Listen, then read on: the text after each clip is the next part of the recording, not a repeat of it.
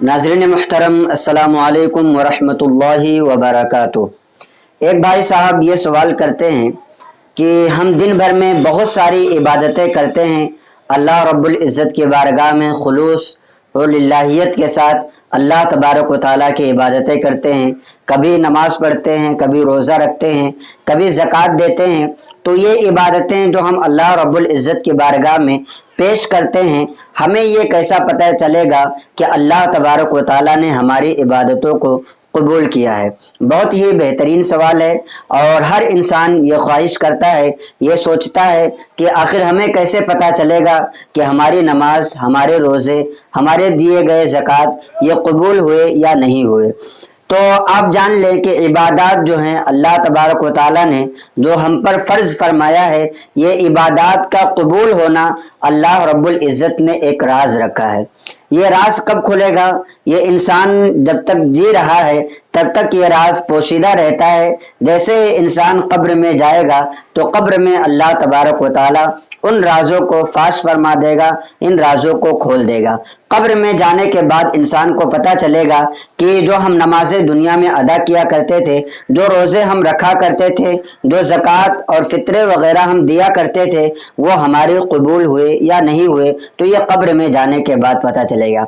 अलबत्ता बुजुर्गान दीन ने अहादीस की रोशनी में नमाज वग़ैरह के कबूल होने की या इबादत के कबूल होने की कुछ अलामात और निशानियाँ बताई हैं कि अगर ये चीज़ें और ये शराइत पाई जाएँ तो अल्लाह तबारक व तआला की बारगाह से इंसान को उम्मीद रखना चाहिए कि उसकी वो इबादतें कबूल हुई हैं। 6 शराइत हैं, मैं आपको आपके सामने वो चीज़ें रखूँगा कि वो कौन सी शर्तें हैं जिनका इबादत में पाया जाना ज़रूरी है तो अल्लाह तबारक व तआला हमारी इबादतों को कबूल करता है। पहला नंबर तो ये है कि जो भी इबादत कर रहा है उसके अंदर ईमान होना चाहिए। बग़ैर ईमान के कोई भी इबादत अल्लाह के बारगाह में मकबूल नहीं है। लिहाजा अगर कोई ईमान वाला नहीं है तो उसकी इबादत कबूल नहीं होती है। इसी तरीके से अकीदा उसका दुरुस्त होना चाहिए। आजकल हमारे माशरे में आप देखते होंगे कि बहुत सारे अल्लाह तबारक व तआला पर ईमान लाने का दावा तो करते हैं लेकिन उनका अकीदा दुरुस्त नहीं होता। जैसे वहाबिया, दयाबना, शिया, राफजी वगैरह, ये अल्लाह तबारक व तआला और रसूलुल्लाह सल्लल्लाहु तआला अलैहि वसल्लम के ख़िलाफ़ गलत अकीदे रखते हैं। लिहाजा इसी वजह से इनका अकीदा बर्बाद होने की वजह से इनकी इबादतें भी कबूल नहीं हो सकती।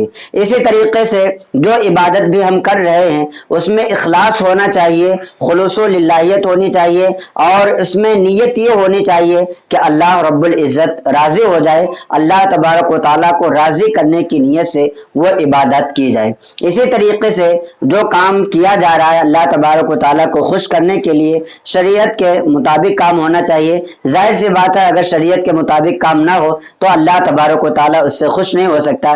जैसे कि बहुत सारे रस्म व रिवाज हमारे माशरे में राइज हैं। मुहर्रम के महीने में ढोल बजाना, ताशा पीटना, इसी तरीके से और सारी चीज़ें जो दूसरे महीने में भी राइज हैं जिनका करना शरीयत इस्लामिया ने हुक्म नहीं दिया है, तो ऐसी इबादत अल्लाह के बारगाह में कबूल नहीं होती है।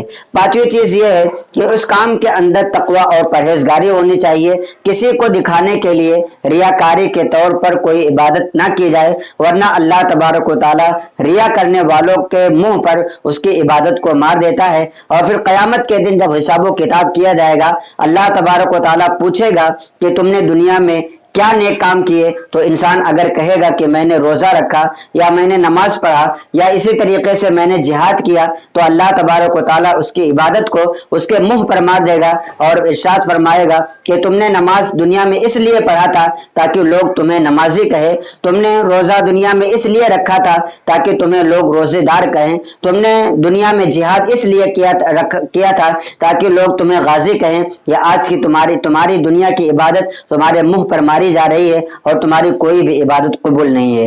तो قبول ہونے کے لیے ضروری ہے کہ اس کام کے اندر تقوی اور پرہیزگاری ہو، ریاکاری کا کوئی دخل نہ ہو۔ اسی طریقے سے جو نیک کام کیا ہو وہ اس کام کرنے پر دوبارہ اس کے اندر شوق اور ذوق پیدا ہو، جیسے کہ مثال کے طور پر کوئی ایک وقت کی نماز پڑھا اور پھر دوسرے وقت کی نماز کا وہ وقت انتظار کرتا رہے کہ ابھی میں نے فجر کی نماز پڑھی ہے، ظہر کا وقت آئے گا تو میں اللہ تبارک و تعالیٰ کے بارگاہ میں عبادت کروں گا، نماز ادا کروں گا۔ بزرگان دین فرماتے ہیں کہ نماز یا اسی طریقے سے دوسری عبادات کے قبول ہونے کی علامت یہ ہے کہ مثال کے طور پر نماز ہے تو ایک نماز کے بعد دوسری نماز کا مل جانا یا اللہ تبارک و تعالیٰ کی بارگاہ سے قبولیت کی نشانی اور علامت ہوتی ہے۔ اسی طریقے سے ایک روزے کے بعد دوسرے روزے کا مل جانا اللہ تبارک و تعالیٰ کی بارگاہ میں قبولیت کی علامت ہوتی ہے۔ تو جو نیک کام کیا جا رہا ہے اس میں اس کو یہ شوق اور ذوق پیدا ہو کہ آئندہ جب اس کا وقت آئے گا تو بھی میں کروں گا۔